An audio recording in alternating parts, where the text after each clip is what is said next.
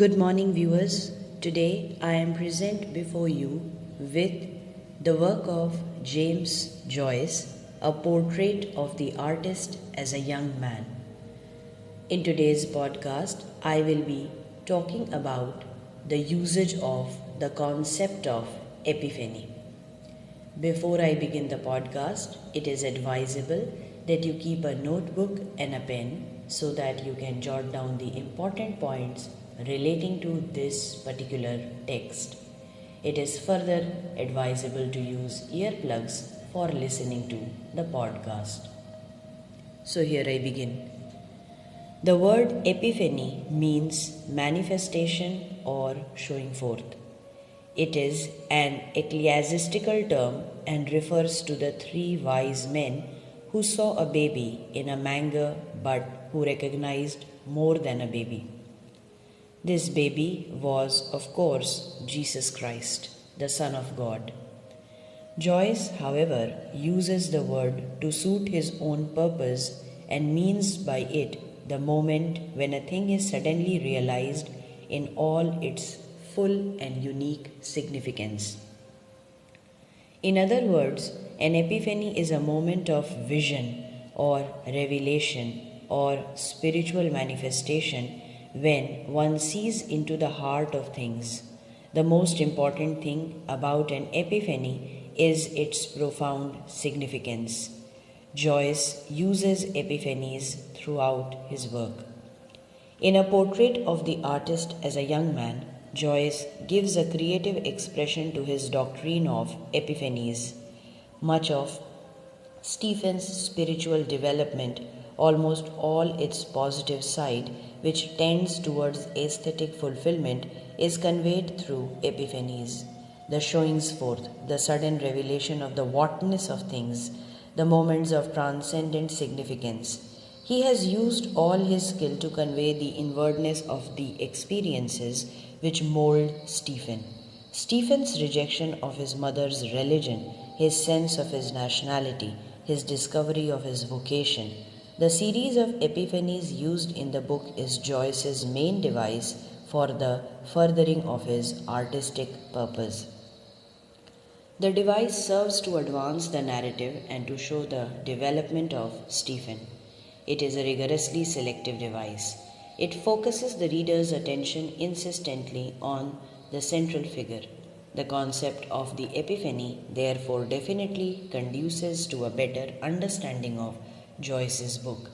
The device of the epiphany also dictates the structure of this novel. There is a major epiphany at the end of each chapter. This epiphany is seen in the resolution of some conflict and the synthesis of the multitude of elements which constitute the chapter. The first chapter, for instance, describes the bewildering impressions of a child. But amid these impressions, we perceive the child's conflict, unconscious in the beginning and conscious as the child grows into a boy. It is a conflict between his implicit trust in the authority of his elders and his actual sense of insecurity. His elders, who include his father, Mr. Cassie, Dante, the Jesuit teachers, also the senior students at the school, are expected to represent perfect justice and moral and intellectual consistency. But what the child actually finds is bitter quarrels at home over Parnell and over the functions of the church. At school, he is faced with the callous frivolity of the boys, the moral chaos suggested by the smugging in the square and the stealing of the altar wine, and the cruelty of Father Dolan with his bandy boat. Thus, there is a gulf between what the child expects and what he actually sees, hears, and finds.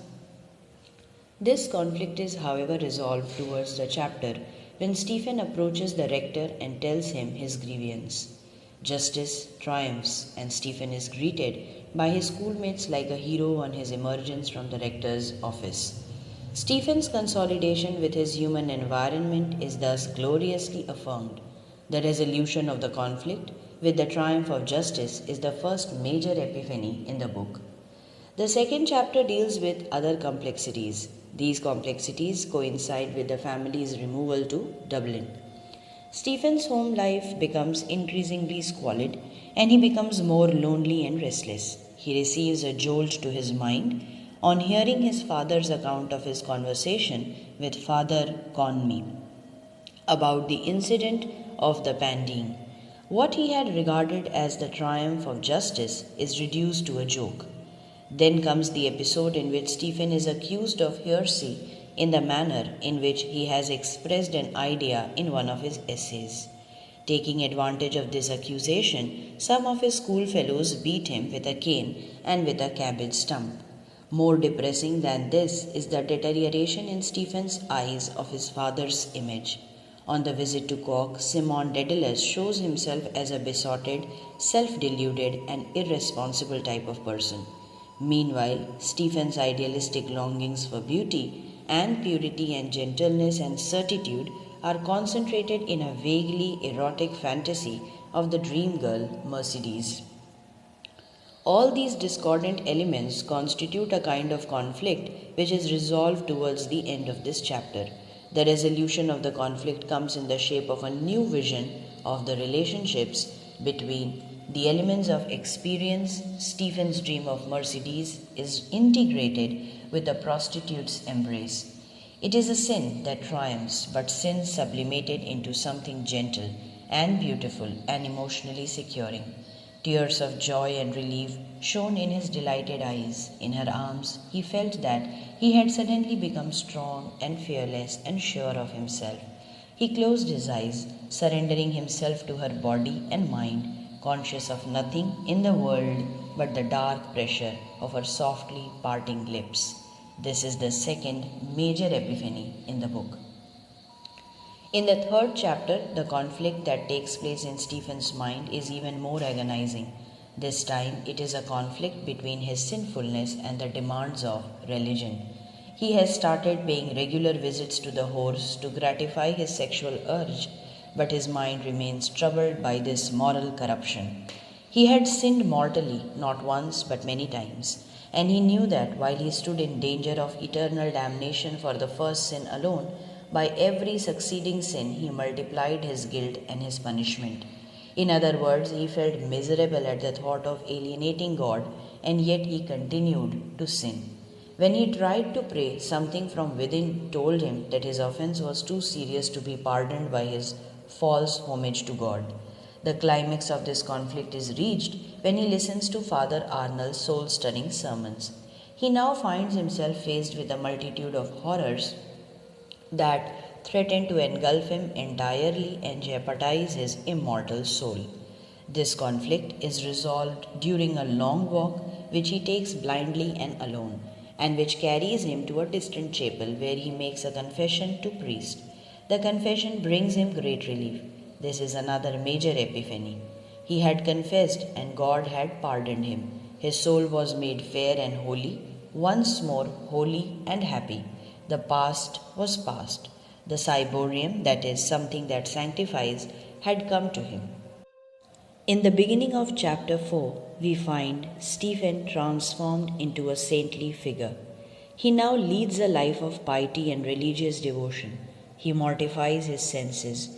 He has overcome the temptation to sin mortally, but soon he finds himself afflicted with doubts, insecurities, and rebellions. The clear certitude of his own immunity grew dim, and to it succeeded a vague fear that his soul had really fallen unawares. He felt that the devil was still trying hard to make him fall. He is offered a priesthood by the director. This offer accentuates the conflict. In fact, this offer generates yet another conflict between a theoretical desire to accept this grand offer and a practical realization of his incapacity to do so. The resolution of the conflict comes when he takes a decision to reject the priesthood of the church and accepts his father's proposal to join the university. But the epiphany proper comes towards the end of the chapter when he sees the wading girl. He has already seen an image of himself as a hawk-like man flying upward from the sea.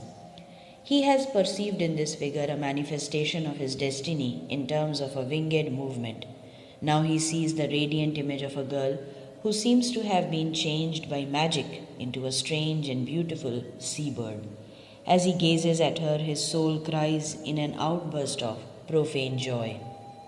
Heavenly God, her image passes into his soul, and her eyes call him to a life of art, to live, to err, to fall, to triumph, to recreate life out of life. This epiphany brings to Stephen a clear and categorical realization of his vocation as an artist, and this epiphany marks the climax of the novel as a whole. In chapter 5, Stephen reviews and scrutinizes all those elements which have exerted emotional claims upon his family, friends, church, nation, etc. All these claims disintegrate in the light of his commitment to art. He has now evolved his theory of aesthetics, also his artistic synthesis. The close of the book, where Stephen declares his resolve to go to encounter the reality of experience and invokes the help of the old artificer Daedalus, marks the final epiphany. Besides these major epiphanies, the book contains a large number of minor epiphanies. So, this was a note on the usage of the concept of epiphany in the novel of James Joyce, A Portrait of the Artist as a Young Man. I hope the podcast proved to be of help to each one of you in understanding the novel in a better way. Please mention your questions and observations in the comments section below. Please do like, share, and subscribe to the channel, and don't forget to click on the bell icon for latest update. Thank you for your valuable time. Here's wishing you a great day ahead. Thank you.